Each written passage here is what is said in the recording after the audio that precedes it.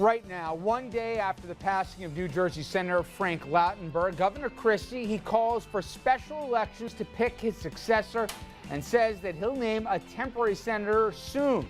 The question is, has the popular governor just put his hands all over a political hot potato? And next, is your DNA just a high-tech fingerprint or something to be kept private? Supreme Court rules in favor of the police in a decision some on the court say could lead to a national DNA database. And later, the Tawana Brawley case nearly 25 years later. Back then, it divided the city along racial lines, but while some involved, they have prospered in the last quarter century, others are still waiting for some long overdue apologies. Good evening, everybody, and welcome to RFL. I'm Richard French. We're going to get into all those topics and some other hot topic debates, all coming up this Tuesday evening, June 4th. And we begin this busy hour with a red-letter day in New Jersey politics. Till yesterday, this would likely have been the big news from the Garden State. Democrat Barbara Buono and Republican Governor Chris Christie each voting on primary day in the state's governor's race.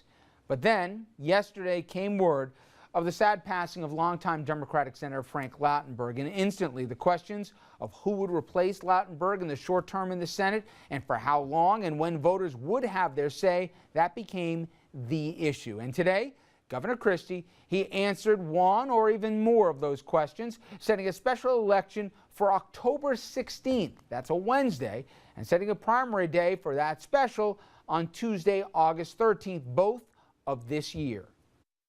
The process to fill this U.S. Senate seat must allow the people to have a choice to determine their nominees. I will not permit the insiders and a few party elites to determine who the nominee of the Republican Party and the Democratic Party will be. Now, by scheduling a special election in October, Christie eliminates the possibility of having to appear on the same ballot as Newark Mayor Cory Booker. Christie, he's up for re-election. Booker, he'd been planning a Senate run for Lautenberg's seat. Lautenberg had announced he was retiring for 2014. Now, one potential downside to the move for Christie, well, that's a price tag. By some estimates, scheduling a special election and a primary could cost New Jersey taxpayers up to $25 million. All right, let's bring in our panel on this. O'Brien Murray, Republican strategist who managed the campaign for former Congressman Bob Turner. Dominic Carter, political journalist and author. We have with us as well Andrew Whitman, senior political correspondent, and Mark Furnish, a criminal defense attorney and professor at Brooklyn Law. We're talking about the Supreme Court a little later, from which you appeared. All right, Dominic. I think this was fraught with peril for the governor here, but I think he handled it as well as he could have. He's going to upset some folks, upset others, but at the end of the day, if you manage to tweak both sides, you probably are doing something right, and he did that today.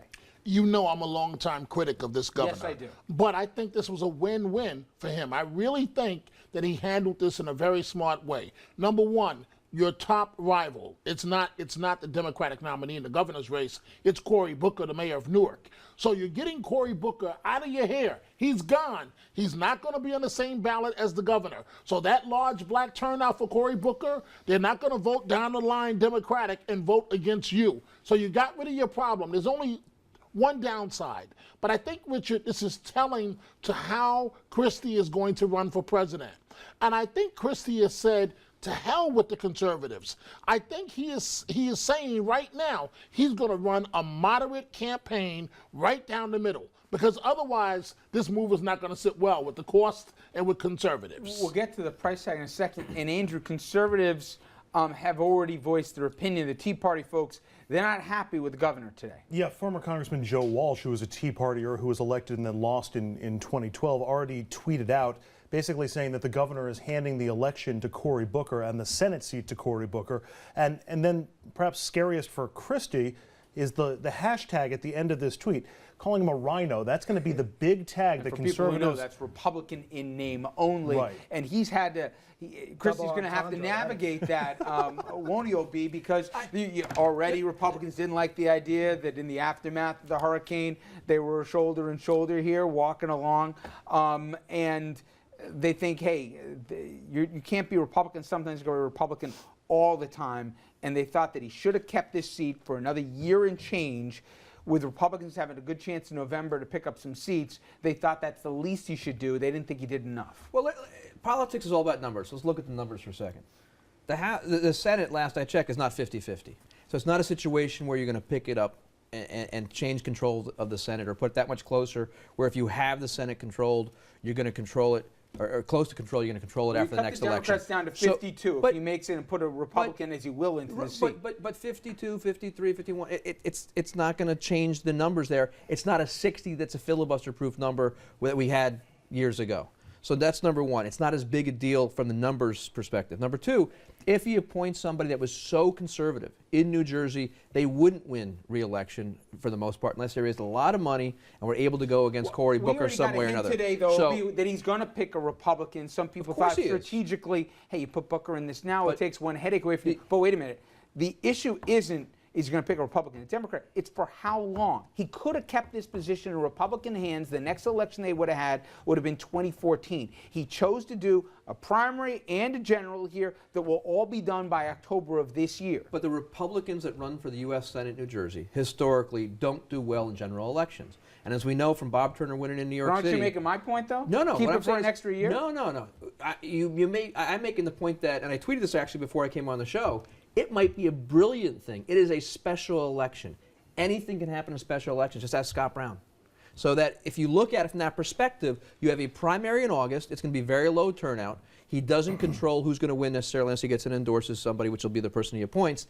Once that happens, he has the opportunity for anything to happen in October again. It's all about turnout. Who's going to think about going to the ballot in October? There's an alliance between Cory Booker and Chris Christie. Sure seems that way. Hey, buddy, you slap my back, I'll slap yours. You go ahead to the Senate and get out of my way.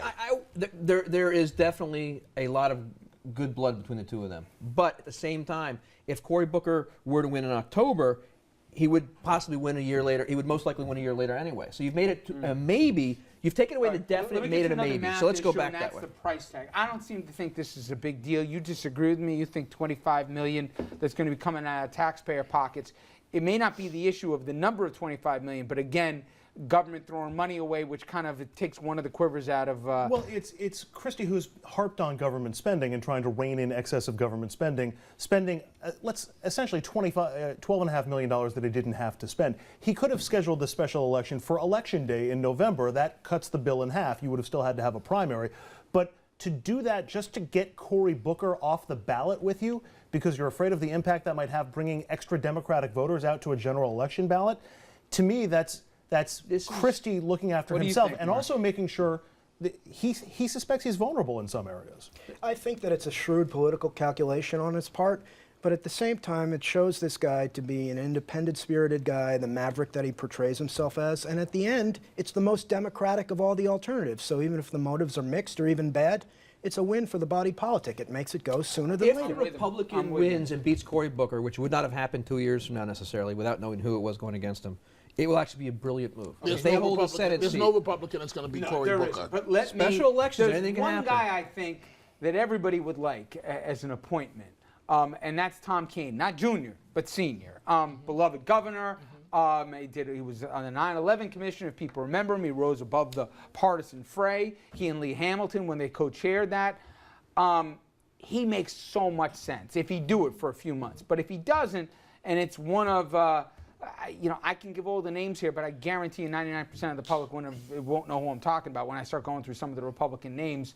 It's basically going to be a favor. I defy people at home to be able to name one of those names. Maybe they know Carrillo's, who lost by 20 points last year when he ran. But everybody else, You know who else lives in New Jersey?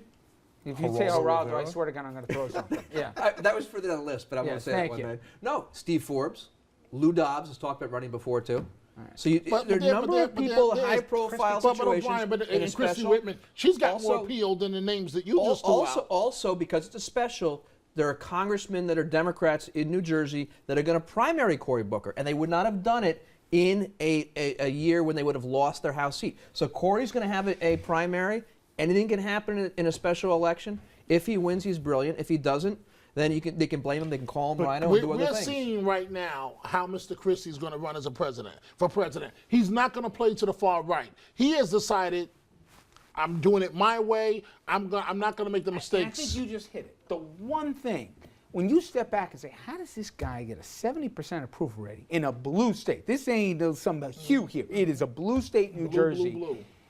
He looks out for number one. He does not worry about the party politics. He doesn't worry about the constituencies of the Tea Party folks and everything else. He does it and goes out of his way to say, I'm doing what I think is right. And to Mark's point, whether that's the real motivation or not, it's not important. To the general public, they think, hey, the guy's doing what he thinks right here. He's laying it out, and to hell with anybody else who's got a problem with it. And I think the optics of this is part of the reason this guy is liked and forgiven by those who don't like him.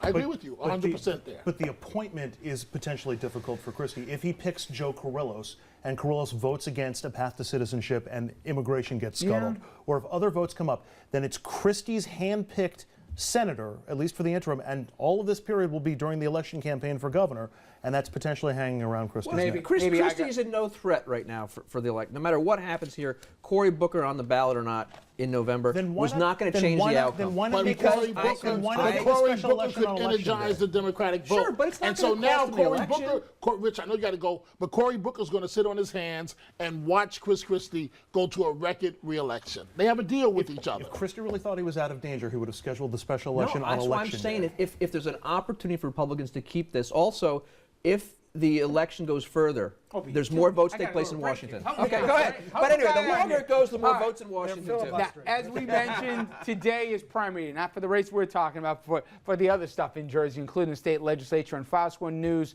in New Jersey is going to have team coverage tonight from the governor's race to some contested state senate districts. As many 3 races in the legislature could have incumbents here looking over their shoulder tonight. Their coverage begins at 7 right after RFL. All right, up next. Is the modern equivalent of a fingerprint, or is your DNA actually a part of who you are? The nation's top court has just ruled in both the decision and the divide on the court. It may surprise you. We'll debate that when we come back. Stay with us.